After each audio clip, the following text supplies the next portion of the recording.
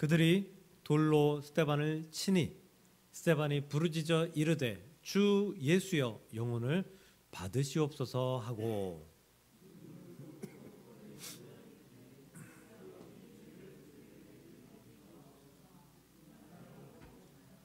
아멘. 아멘. 오늘 예수님의 사람들 14번째 스데반에 대해서 말씀을 보도록 하겠습니다. 많은 은혜가 우리 안에 있기를 소망하고 축복합니다. 얼굴에서 광채가 난다라는 말이 있죠. 들어보셨나요? 네. 혹시 제 얼굴에서 광채가 나나요? 네, 그저 웃지요. 그래도 제가 피부는 좋다는 소리를 많이 듣는데, 네. 네. CF 같은 걸 보면 얼굴에 광채가 납니다. 뭐 그러면서 막 물광 피부, 막 번들번들한 그런 여자 연예인들이 나와서 광고하는 그런 모습들을 봅니다. 그런데 그 화장품의 그 물광은, 그 광채는 화장품의 효과가 사라지면 같이 사라지는 것입니다. 네. 제가 얼굴에 광채가 나나요? 라고 물었을 때 그냥 웃지요 하셨던 여러분들 얼굴에서 광채가 납니다.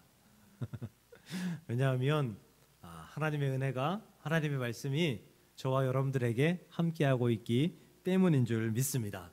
출애굽기 34장 29절에 보면 그 말씀의 증거가 나와요. 모세가 처음 시내산에서 십계명의 돌판을 가지고 내려왔을 때 성질나서 깨뜨려 버렸죠. 우상을 섬기는 그 이스라엘 백성들의 모습을 보고 깨뜨려 버렸어요. 그래서 다시 올라가서 하나님께서 십계명의 돌판을 다시 주셨죠. 두 번째 내려올 때의 말씀입니다. 34장 29절, 모세는 자기가 여호와와 말하였으므로 말미암아 얼굴 피부에 광채가 나나 깨닫지 못하였더라. 모세가 그 십계명 돌판을 가지고 내려오는데 얼굴에 광채가 났다라는 뜻이에요. 왜요? 그 이유가 모세는 자기가 여호와와 말하였으므로, 즉 여호와의 말씀이 모세 가운데 있으므로, 모세가 여호와의 말씀과 함께함으로 말미암아 그 얼굴에 광채가 났다라는 의미입니다. 그러면 다시 묻습니다. 제 얼굴에 광채가 나나요? 강요하는 것 같습니다. 괜히. 네, 광채가 나야죠. 말씀과 함께하니까. 말씀과 함께하니까 우리 얼굴에는 광채가 나야 합니다. 저도 늘 얼굴에 광채가 나고 싶습니다. 근데 쉽지가 않습니다. 제 20대 초반의 얼굴은 광채와는 별 상관없는 얼굴이었습니다. 좀 사람들이 무섭다 하는 그런 이야기들을 좀 했어요. 왜냐하면 제가 깡 말랐었다니까요. 너무 말랐어요. 제가 생각해도 너무 말랐어요. 지금은 먹는 거 좋아하지만 막 많이를 못 먹거든요. 많이는 잘 못 먹어요. 근데 이게 예전에는 먹는 게 너무 싫었어요. 안 먹고 살았으면 좋겠다라고 생각할 정도로 먹는 게 싫었어요. 그러니까 살이 안 찌죠. 뭐 49kg, 50kg, 많이 나갈 때 52kg 이렇게 나갔었으니까. 얼굴이 지금도 광대뼈가 조금 있죠. 그때는 광대뼈가 이렇게 튀어나왔어요. 볼살이 쏙 들어갔으니까. 거기다가 제가 이 턱 모습이 이렇게 쏙 들어간 모습이 아니라 그냥 약간 일자의 모습이거든요. 그러니까 이게 들어가니까 턱도 좀 나와 보이고, 눈도 작죠. 쌍꺼풀도 없죠. 가만히 있으면 사람들이 무슨 일 있어? 화난 거 아니야? 난 아무 일도 없는데. 난 그냥 가만히 있었는데. 근데 문제는 제가 신학대학생이잖아요. 요새는 신학대학 갔다 그래서 전도사님이라고 안 해요. 요새는 안 그래요. 근데 그때는 신학대학 들어가면 전도사님이라고 불러줬어요. 교회 가면 전사님이라고 부르죠. 또 은혜롭게 살아야죠. 아이들도 가르치죠. 근데 얼굴이 무섭다라는 소리를 들으니까 스트레스가 너무 쌓이는 거예요. 그래서 두 가지 정도 노력을 했어요. 첫 번째는 많이 먹어보기 위해서, 살이 좀 찌면 통통해지면 좀 나을 것 같아서 많이 먹어보기 위해서 노력을 했는데 이게 위가 너무 작은지 못 먹겠더라고요. 못 먹겠어요. 먹고 또 먹어봤는데 뭘 먹으면 먹다 남기고 먹으면 먹다 남기고 못 먹겠더라고요. 실패. 두 번째는 이제 살이 안 쪄지니까 얼굴의 모양을 좀 바꿔보자라고 하고 볼펜을 입에 물기도 하고 입꼬리를 자꾸 이렇게 올려보기도 하고, 예, 그러면서 얼굴 모양을 좀 바꿔보기로 했어요. 그래서 항상 웃으려고, 네, 웃으려고 입을 찍고 올리고, 근데 입을 찍고 올리다 보니까 눈이 더 작아져요. 네, 제가 설교하다가 이렇게 웃으면 눈이, 오늘 목사님 눈이 더 작은 것 같아요, 이렇게 얘기하시는 분들도 있더라고요. 근데 이건 어느 정도 성공했어요. 웃으니까 보기 좋아요 라는 얘기를 많이 듣기 시작했어요. 한 여집사님의 말이 지금도 기억이 나는데, 그 여집사님이 이렇게 이야기했어요. 전사님, 여학생들 앞에서 웃지 마세요, 오해하니까. 여학생들 앞에서 눈웃음 치지 마세요 라고 하시더라고요. 예. 근데 이렇게 되니까 눈꼬리가 자연스럽게 내려오면서 이게 눈웃음이 됐나 봐요. 저는 아직도 제가 눈웃음이 뭔지도 잘 모르겠고, 눈웃음을 어떻게 치는지도 잘 모르겠는데, 그런 이야기를 들었어요. 근데 그게 굉장히 기분이 좋더라고요. 얼굴 보기 좋아요 라는 이야기니까. 이게 잘생겼어요 라는 말도 참 좋지만, 인상이 참 좋아요 라는 말도 매우 좋은 것 같습니다. 저 인상이 좀 괜찮나요? 네, 감사합니다. 이젠 강요하지 않아도 답이 나옵니다. 네, 네, 인상 좋다는 이야기들은, 예, 요새는 좀 많이 듣는 편입니다. 그리스도인의 얼굴에는 항상 광채가 나야 합니다. 저뿐 아니라 여러분들의 얼굴에도 광채가 있기를 축복합니다. 조금 본 출애굽기 34장 29절 모세의 얼굴에 광채가 난 것처럼 우리에게도 광채가 나야 되는데, 안타깝게도 안 나는 경우가 있어요. 언제일까요? 교회가 아닌 세상 밖으로 나아가서 살다 보면 그렇게 되더라고요. 살다 보면 성질 나는 일이 생기고요. 살다 보면 내 마음을 괴롭히는 일들도 생기고요. 오늘 아침 성질 날 뻔했는데 참았어요. 막 짜증이 밀려올 수 있는데 참았어요. 그런 일이 있었어요. 어떤 일이냐면, 저 오늘 택시 타고 왔습니다. 네, 제 앞에 차가 있는데 그분한테 빼달라고 전화를 한 15분 정도 했는데 전화를 안 받네요. 전화번호가 2개가 있어서 한 번호는 제가 하고 한 번호는, 예, 사모가 하고 해서 15분을 전화가 했는데 전화를 안 받아요. 그 집이 몇 호인 줄 알아서 올라가서 막 두드리고, 예, 초인종을 눌러도 반응이 없어요. 짜증날 일이죠. 성질날 일이죠. 예, 근데 오늘은 주일입니다. 마음을 다스려야 합니다. 예, 그래서 마음을 다스리고 택시를 불러서 택시를 타고, 예, 교회까지 왔습니다. 와서 일부 예배 드리는데, 제가 이제 언제부턴가 종이 이거 프린트하고 버리는 게 아까워서 이 태블릿에다가 설교를 준비해서 오거든요. 근데 이게 휴대폰에 전화가 오면, 이 전화는 안 되는데 요 위에 전화 옵니다라고 떠요. 예. 일부 예배 드리는데 전화 옵니다 이렇게 뜨더라고요. 예. 그래서, 예, 일부 예배 드리는 중간에 그 문자 메시지 눌러가지고, 예, 곧 전화 드리겠습니다 답하고 이제 지워버렸는데, 예, 성질 나는 일, 짜증 나는 일 있으면 우리 얼굴에 광채가 순식간에 사라져요. 왜일까요? 말씀이 우리와 함께하지 않기 때문에. 모세가 얼굴에 광채가 가득했다라는 것은 하나님의 말씀이 모세와 함께하기 때문이에요. 그렇다면 우리의 얼굴의 광채가 늘 함께하기 위해서는 하나님의 말씀 가운데에 늘 살아가야 된다라는 게 정답인 거예요. 오늘 그렇게 살아간 사람이 바로 스데반이다라는 것입니다. 스데반은 얼굴에 광채가 났다라고 성경에 기록하고 있어요. 예, 사도행전 6장 15절입니다. 공회 중에 앉은 사람들이 다 스데반을 주목하여 보니 그 얼굴이 천사의 얼굴과 같더라. 천사의 얼굴이 광채라는 빛나는 얼굴이잖아요. 천사하면 뭐 반짝반짝 빛나잖아요. 스데반의 얼굴이 그랬대요. 그런데 여기는 지금 교회 안이 아니에요. 교회 안에서 광채나는 스데반의 얼굴이 아니에요. 교회 밖에서, 의회에서 나는 광채의 스데반 얼굴이다라는 것입니다. 즉 스데반은 교회 안에서나 교회 밖에서나 한결같이 말씀 가운데 살아갔고 말씀을 의지하고 살아갔기 때문에 스데반의 얼굴은 광채가 날 수밖에 없었다라는 것입니다. 그러므로 사랑하는 성도 여러분, 우리 가운데 말씀이 항상 있기를 주님의 이름으로 간절히 축복합니다. 스데반은 7 집사 중 하나였습니다. 초대교회, 예루살렘 교회의 새로운 이름이, 또 다른 이름이 초대교회잖아요. 처음 교회라고 해서 초대교회라고 부릅니다. 예루살렘 교회의 7 집사 중에 하나예요. 사도행전 6장 1절을 보면 헬라파 유대인들이 자기의 과부들, 그러니까 헬라파 과부들이 매일의 구제에 빠짐으로 히브리파 사람을 원망하니, 그러니까 예루살렘 교회에서 과부와 고아들을 이제 구제하는, 공개하는 그런 일들을 했거든요. 매일 먹이는 거예요. 그런데 이 준비한 것이 떨어지게 되잖아요. 사람들이 많으니까. 그런데 히브리파 사람들이 주로 그 일을 감당했어요. 교회에서 히브리파 사람들이 그 밥을 나눠준, 먹을 걸 나눠주는 일을 했다고요.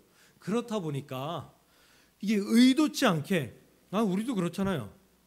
우리가 뭘 하고 있는데 아는 사람이 있어요. 그럼 그 사람한테 그냥 마음이 가잖아요. 그 사람 먼저 이렇게 주게 되잖아요. 그런 것처럼 히브리파 사람들이 하다 보니까 의도치 않게 먹을 것이 부족하게 된 경우에는 헬라파 사람들만 남는 거예요. 그래서 이제 헬라파 사람들이 어떻게 구제하는데 그렇게 할 수 있느냐, 어떻게 히브리파 사람, 헬라파 사람 나눠가지고 그렇게 너희들이 차별할 수 있느냐, 이렇게 원망하게 됐다라는 거예요. 그래서 예루살렘 교회에서 한 것이 무엇이냐, 초대교회에 7 집사를 세운 것입니다. 그 7 집사를 세울 때에 첫 번째인 사람의 이름이 바로 스데반이라는 사람입니다. 스데반이라는 사람의 이름이 첫 번째 나왔다는 것은 스데반이 가장 중요한 사람이다. 7 집사 중에서 7 집사들을 이끌어가는 사람이다. 스데반이 말씀 가운데, 은혜 가운데에 가장 믿음직한 사람이다. 믿음이 충만한 사람이다 라는 것을 의미합니다. 헬라어는, 히브리어는 특히 그렇게 사용합니다. 그 결과 사도행전 6장 7절을 보면 하나님의 말씀이 점점 왕성하여 예루살렘에 있는 제자의 수가 더 심히 많아지고 허다한 제사장의 무리도 이 도에 복종하니라. 할렐루야. 이 7 집사, 물론 사도들의 역할도 있었겠죠. 7 집사의 역할이 있었더니 하나님의 말씀이 점점 왕성해지고, 말씀 가운데 살아가는 사람들이 말씀으로 일하니까 말씀이 왕성해졌다는 거예요. 그리고 예루살렘에 있는 이 교회에 제자의 수가 넘쳐났고, 허다한 제사장의 무리들도, 그 예수님을 반대했던 제사장의 무리들도 예수를 믿게 되는 결과가 있었다라는 것입니다. 이것이 우리가 할렐루야를 외칠 수밖에 없는 이유입니다. 예루살렘 교회가 이러한 일들을 행해냈다. 그 원동력은 스데반을 비롯한 7 집사의 역할이었다라는 것입니다.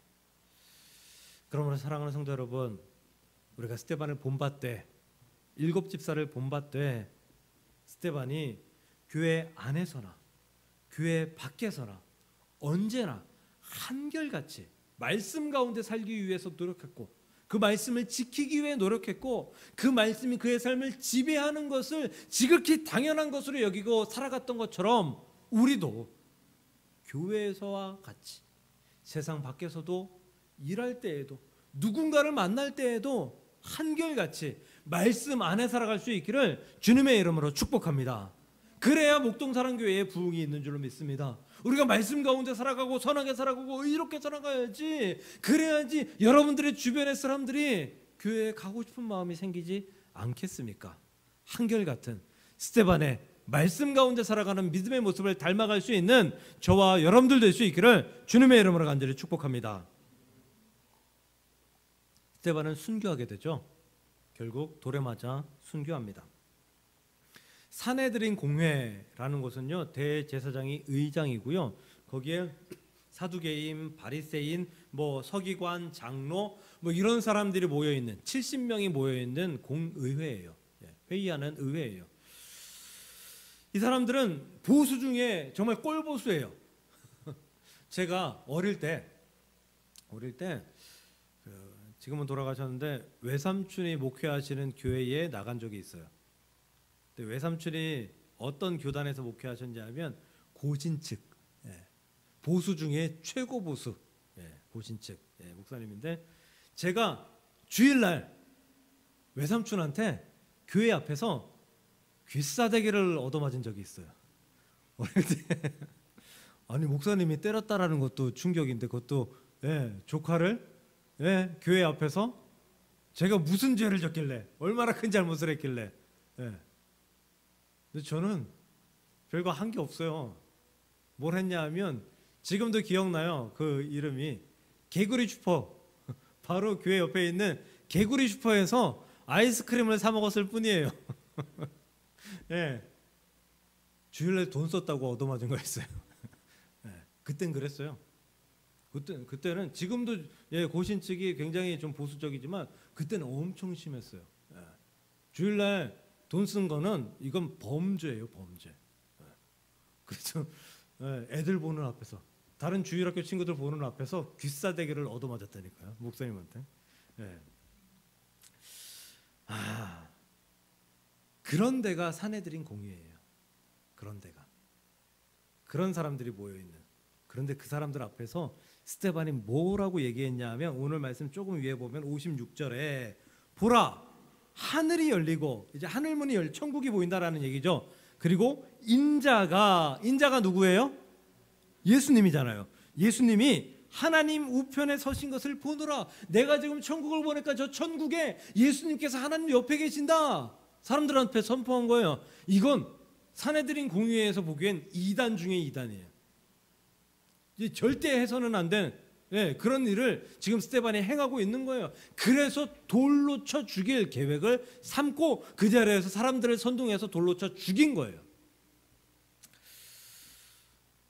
스데반은 성 밖으로 내쫓기게 되고요. 결국 돌에 맞습니다. 돌에 던져 죽이는 것은 이 유대인의 형벌 중에서 가장 가혹한 형벌입니다.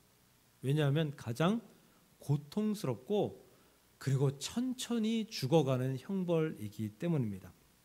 즉 스데반은 천천히 가장 고통스럽게 죽어갔다. 천천히 죽어갔다라는 것입니다. 이 사건에서 우리가 주목해야 될 것이 있습니다. 신약성경 어디에도 예수님의 죽음과 이 스데반의 죽음 외에 그 어떤 죽음도 자세하게 기록되어 있는 죽음은 없다라는 것입니다. 심지어 베드로의 죽음에 대해서도 나오지 않습니다. 우리가 알고 있는 야고보의 죽음, 우리가 예수님의 사람들 초반기에 야고보 했잖아요. 야고보의 죽음이 이 이후에 나오는데 야고보는 칼로 찔려 죽었다. 요거 한마디 나와요. 아무것도 안 나와요. 아니 스데반이 중요한 사람이 야고보가 중요한 사람이에요. 뭐 중요도를 따지자면 야고보가 훨씬 더 중요한 사람이겠죠. 예수님의 제자였는데 수제자 그룹에 있었던 사람이었는데 그런데 야고보의 죽음은 칼에 찔려 죽었다. 스데반의 죽음은 장황하게 오늘의 말씀을 통해서 자세하게 기록해 놨다라는 거예요. 그 의도가 무엇일까? 스데반의 죽음이 예수님의 죽음과 닮아 있다라는 것을 표현하기 위해서예요. 지난주에 사도행전 누가 썼다 그랬죠? 누가 기록했다 그랬죠? 누가라 그랬죠? 누가복음은요? 그래서 누가와 사도행전은 한 권의 책이다라고 이야기도 한다라고 했죠. 이 자세하게 예수님의 죽음을 기록해 놓은 것도 누가복음이에요. 누가복음의 내용과 사도행전의 내용이 비슷해요. 거의 똑같아요. 누가복음 보면 예수님의 죽음이 신성모독 때문이다. 그리고 스데반의 죽음도 신성모독 때문이다라고 기록되어 있고요. 그리고 누가복음 23장 34절에 보면 예수님이 아버지여 저들의 죄를 저들에게 돌리지 마소서라고 기도하죠. 스데반도 오늘 말씀 7장에서 주여 이 죄를 그들에게 돌리지 마옵소서라고 고백합니다. 예수님은 누가복음 23장 46절에서 내 영혼을 아버지 손에 부탁드립니다. 부탁하나이다 라고 기도합니다. 스데반도 내 영혼을 받아주소서 받아옵소서라고 기도합니다. 스데반의 죽음은 예수님의 죽음과 너무나도 닮아 있다라는 거예요. 그렇다면 왜 스데반의 죽음이 예수님의 죽음과 닮을 수밖에 없었을까요? 우리가 스데반의 죽음이 예수님의 죽음과 비슷하게 죽었다는 것은 이미 알고 있어요. 그렇다면 왜 그렇게 죽었을까요? 어떻게 그렇게 죽었을까요? 여러분들이 죽는다고 고통 가운데 돌에 맞아 천천히 죽는다고 생각해 보세요. 예수님의 죽음이 기억날까요? 그 고통스러운 상황 속에서 나 예수님처럼 죽어야지, 이게 기억날까요? 안 날 거예요. 제가 한두 달 전에 제빵기를 샀어요. 한 10만 원 정도밖에 안 하더라고요, 요새. 근데 빵을 워낙 좋아하고 나가 사 먹는 건 귀찮기도 하고, 그래서 제빵기가 이제 식빵만 만드는 거예요. 그래서 한 4-5번 써봤는데, 제가 빵을 만들면, 거기 설명서대로 빵을 만들면, 유튜브 보고 빵을 만들면 유튜브에서 나오는 그 빵의 그 결과물 같이 안 나오더라고요. 먹을 만은 해요. 근데 유튜브에서 나오는 것들은 이렇게 쭉 찢으면 그 안에 이렇게 구멍이 송송, 그래야지 이제 식감도 좋고 좋잖아요. 구멍이 송송 있고, 예. 그렇게 잘 맛있게 쫙 찢기더라고요. 근데 제가 만들면 이게 좀 촘촘해요, 구멍이. 좀 단단한 거예요. 그래서 식빵이 부드러워야지 더 맛있잖아요. 예. 예. 근데 잘 안 되더라고요. 그래서 고민을 해봤죠. 밀가루가 안 좋은가? 근데 밀가루는 비슷한 것 같아요. 거의 방송에서 보니까 같은 밀가루 쓰는 것 같아요. 고민하다가 그럼 이스트가 문제인가? 이스트가 빵을 부풀리는 거잖아요.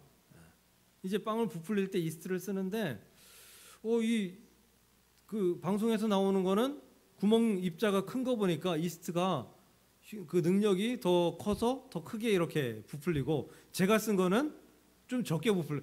이스트 차이인가 보다 라고 생각하고 이스트를 사러 가야겠다 결심을 했어요. 그리고 지난주에 이스트를 사러 마트에 갔습니다. 마트에 가서 이것저것 장을 보는데요. 먼저 딱 들어가면 이제 과일부터 있고, 들어가면서 이제 하나하나 먹을 걸 샀습니다. 딱 가는데 돼지 목살이 너무 맛있게 보이더라고요. 도톰해가지고. 그래서 오늘 저녁에 우리 식구들하고 같이 구워 먹어야겠다. 돼지 목살을 샀어요. 그리고 깻잎도 샀어요. 저 깻잎 좋아하거든요. 그리고 장을 보고, 다 보고 집에 왔어요. 근데 뭔가 찜찜하더라고요. 왜 찜찜할까요? 이스트 사러 가서 돼지 목살만 사왔으니까. 이스트 사러 갔는데 이스트는 안 사왔어요. 까마득히 잊어버렸어요. 까마득히. 저만 그런가요, 근데? 여러분들 그런 경우들이 있죠. 뭐 사야 되는데, 분명히 가서는 뭐 사야 되는데 기억이 나지 않다가 집에 돌아오면 꼭 기억이 나요. 저 어제 여기 이제 처음으로 도시락을 싸왔어요. 사모님이 도시락 싸줄까요? 그래서 뭐 싸주세요 해서 가지고 왔거든요. 점심에 맛있게 먹고, 그리고 이제 퇴근을 하는데 저기 딱 서서 문에 서가지고 가방을 딱 메고 뭔가 잊은 것 같은데 뒤 돌아서서 나왔다가 다시 들어가서 그럼 생각나는 경우가 있잖아요. 또 다시 서가지고 기억이 안 나요. 그 가방을 한번 내려놓고 한 바퀴를 이렇게 돌면서 다 한 것 같다. 그리고 가방을 메고 돌아갔는데 집에 가보니까 도시락 가방이 없더라고요. 도시락 가방이 제 책상 위에 지금도 있어요. 우리는 자주 잊어버려요. 왜요? 습관이 안 돼 있으니까. 연습이 안 돼 있으니까. 그렇다면 스데반이 그 고통의 죽음을 당할 때 예수님처럼 이렇게 죽었다는 것은, 스데반은 예수님의 죽음에 대해서 굉장히 많이 연습하고 생각했다라고밖에 생각할 수가 없어요. 우리 운동선수들이 이미지 트레이닝 많이 하잖아요. 축구선수들이, 공격수들이 공이 이렇게 넘어오면 내가 왼발을 대서 오른발을 대서 이렇게 넣어야지, 이 이미지 트레이닝을 엄청나게 많이 하잖아요. 그래서 그런 상황이 왔을 때 이미지 트레이닝 된 대로 몸에 이게 배어 있으면 자연스럽게 발이 나가서 골이 되는 거고, 이게 잘 되어 있지 않으면 허둥지둥하다가 골을 놓치게 되는 거잖아요. 스데반은 제가 정확히는 모르겠지만 순교할 것에 대해서 연습하고 또 연습했을 거라 생각합니다.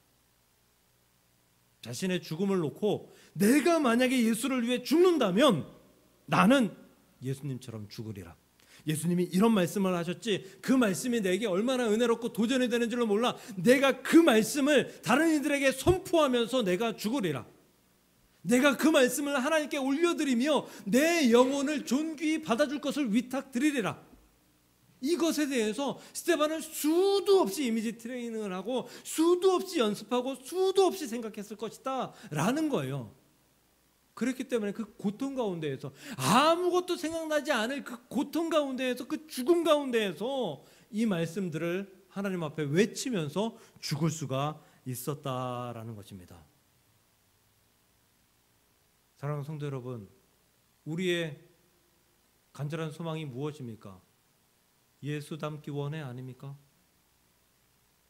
예수 닮기 원합니다. 우리는 예수님 닮은 삶을 살고 싶습니다. 예수님처럼 살고 싶고, 예수님의 마음을 품고 살고 싶고, 예수님의 마음으로 다른 사람들을 사랑하고 싶고, 예수님처럼 우리 노래하고 외치며 살아갑니다. 그런데 과연 예수님처럼 살아가십니까? 얼마나 예수님처럼 살아가십니까? 그렇지 못한다면 여러분들은 예수님처럼 살기 위해서 그만큼 연습을 덜 했다라고 밖에 말할 수 없습니다. 예수님처럼 기도하고 싶어요. 그런데 기도하지 않습니다. 예수님처럼 사랑하고 싶어요. 사랑이 한 번에 됩니까? 사랑이 되지 않습니다.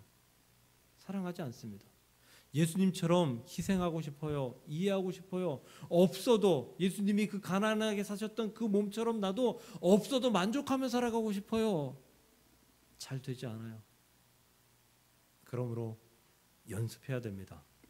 사랑하기 위해서, 기도하기 위해서, 예수님의 마음을 갖기 위해서, 예수님처럼 실천하기 위해서 연습해야 됩니다. 그 연습은 죽을 때까지 해야 됩니다. 끝까지 해야 됩니다. 왜냐하면 우리는 예수님을 완벽하게 닮아 있을 가능성이 없기 때문에 예수님처럼 최대한 닮기 위해서 매일매일 연습하는, 스데반이 죽음을 연습한 것 같이 매일매일 연습하는 저와 여러분들 될 수 있기를 주의 이름으로 간절히 축복합니다. 마지막으로 스데반이 죽을 때에 옆에 비웃던 사람이 있었습니다. 그 사람의 이름은 사울입니다. 사울. 다른 사람들이 돌 던지기 편하게 옆에서 옷 들어주고 있던 사람이 사울입니다. 사울. 사울은 믿지 않는 사람들을, 그러니까 예수 믿는 사람들을 소탕하기 위해서 온갖 잔꾀를 내며 술수를 내며 온갖 열심을 내었던 사람이 사울입니다. 그가 예수님을 만나게 된 것도 다메섹이라는 곳에 가서 예수 믿는 사람들을 소탕하기 위해서 그곳을 가기 위한 길 위, 다메섹 도상 그 길 위에서 예수님을 만난 것 아니겠습니까? 사울이 예수님을 만날 때 사울아 사울아 어찌하여 나를 핍박하느냐, 나는 내가 핍박하는 예수라 라고 말씀할 때 사도 바울은 그 자리에서 예수님을 만나고 그리고 눈이 멀고 그리고 회개하며 하나님 앞에 헌신하는 자로 나아갑니다. 아마도 사울의 마음에, 사울의 머리에 스데반이 스쳐 지나가지 않았을까 생각합니다. 아니, 스데반이 그렇게 자기가 옷 들어주고 있고 사람들이 돌 던져가지고 때려 죽고 있는데 웃고 있어요. 행복해하고 있어요. 감사해하고 있어요. 은혜로운 말들을 막 내품고 있어요. 사도 바울이 충격 안 받았을까요? 어떻게 저럴 수 있지? 미친 거 아니야?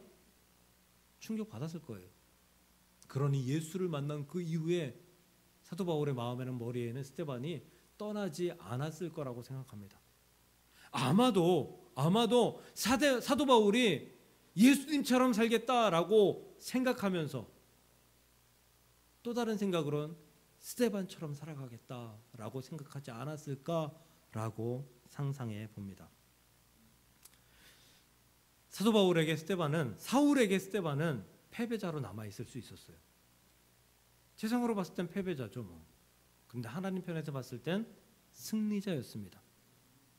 사도 바울은 사울에서 사도 바울이 된 이후로 스데반이 패배자가 아니라 승리자였다, 나도 스데반처럼 살아가야겠다라는 결단을 할 수 있을 정도로 스데반을 높게 봤을 거라고 생각합니다. 스데반은 승리자입니다. 제가 잘 아는 집사님의 직업은 회계사입니다. 괜찮은 직업이죠. 회계사 모임에 가면 이제 친구들 많이 만난다고 해요. 다른 친구들은 모두 다 단 한 사람도 빠짐없이 대형 수입차를 타고 온다고 합니다. 매우 비싼 차를 타고 온다고 합니다. 근데 이 집사님이 저한테 그런 이야기를 할 때 타던 차가 2000cc 차긴 했는데 10년 넘은 차. 저 차가 언제까지 굴러갈 수 있을까라고 생각할 정도의 그런 차를 타고 있었어요. 친구들이 이제 흉본다는 거죠. 쟤 돈 잘 못 벌어 이런다는 거죠. 근데 그 집사님은 하나도 부끄럽지 않다라고 이야기합니다. 얼마 전에 몇 달 전에 만났거든요.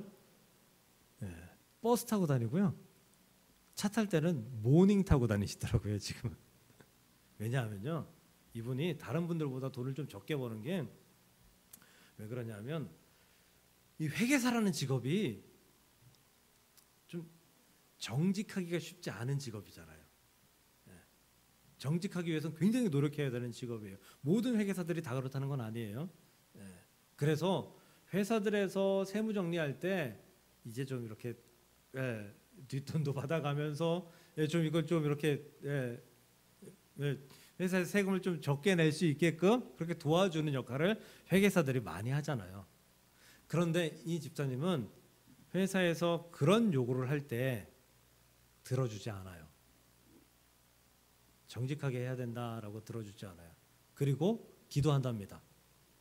저 회사가 내 요구를 들어주지 않으면 저 회사가 우리 사무실에 이제 거래 그만합시다라고 요청할 수 있게 해주소서라고 기도한답니다. 오히려. 왜냐하면 자신의 승리는, 자신의 믿음의 승리는 정직이고 하나님의 영광이기 때문이다라는 거죠. 하나님이 이 집사님을 그냥 내버려 두실까요? 이 집사님이 돈을 못 벌진 않아요. 잘 벌어요. 괜찮아요.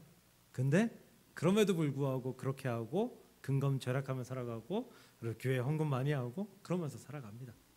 얼마나 훌륭하고, 말이 좀 많아서 그렇지 얼마나 훌륭하고 감사한 그런 믿음을 보여주는지 모르겠습니다. 이 정직을 위해서 돈을 포기했다.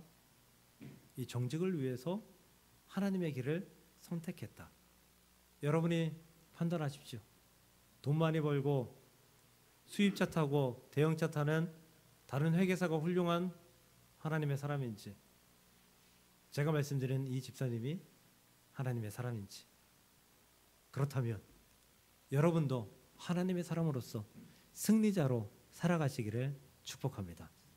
스데반처럼 세상 사람들은 너 실패했어, 너 그렇게 죽었으니 너 실패한 거야, 아무리 얘기해도 하나님께서 너는 존귀한 자야, 너는 승리한 자야, 너는 내가 가장 기뻐하는 자 중에 하나야 라는 그런 은혜의 말씀을 들을 수 있는 저와 여러분들 될 수 있기를 주의 이름으로 축복합니다. 세 가지 말씀드렸습니다. 한결같으십시오.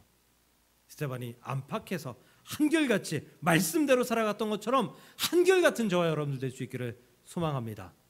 연습하십시오. 믿음은 연습해야 됩니다. 믿음 연습하지 않고 기도하지 않고 사랑을 연습하지 않으면 기도와 사랑에서 예수님의 마음에서 멀어진 삶을 살아갈 수밖에 없습니다. 패배자, 그건 세상이 이야기하는 것입니다. 우리는 승리자입니다. 그 승리의 길을 더 완벽하게 걸어가기 위해서 정말 세상의 것을 포기하고 하나님의 것을 선택할 수 있는 저와 여러분들이 될 수 있기를 주님의 이름으로 간절히 축복합니다. 기도하겠습니다. 하나님,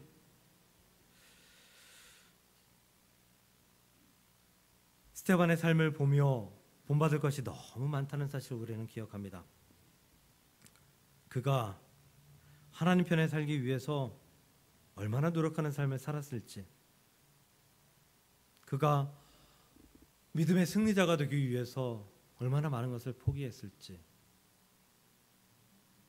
그가 순교당하면서까지 예수 그리스도를 닮기 위한 그 노력을 얼마나 많이 했을지 우리는 감히 상상할 수 없을 정도일 거라고 생각합니다. 우리도 그렇게 신앙생활할 수 있도록 주님 도와주시옵소서. 승리자가 되기를 원합니다. 승리자가 되길 원합니다. 그러므로 하나님 한결같이 말씀 가운데 살아갈 수 있도록 주님 도와주옵시고, 승리자가 되기 위해서 하나님 정말 믿음의 연습을 부단히 행할 수 있는 하나님의 귀한 백성들이 될 수 있도록 주께서 역사하여 주시옵소서. 그래서 우리 예수님께서 일어서서 그 스데반의 영혼을 받으셨던 것처럼 우리의 영혼도 언젠가 하나님 앞에 갈 때에 그렇게 받아주시는 예수님의 모습을 우리가 감당할 수 있도록 주여 역사하시고 인도하여 주옵소서. 예수님의 이름으로 감사함의 기도 드리옵나이다. 아멘. 아멘.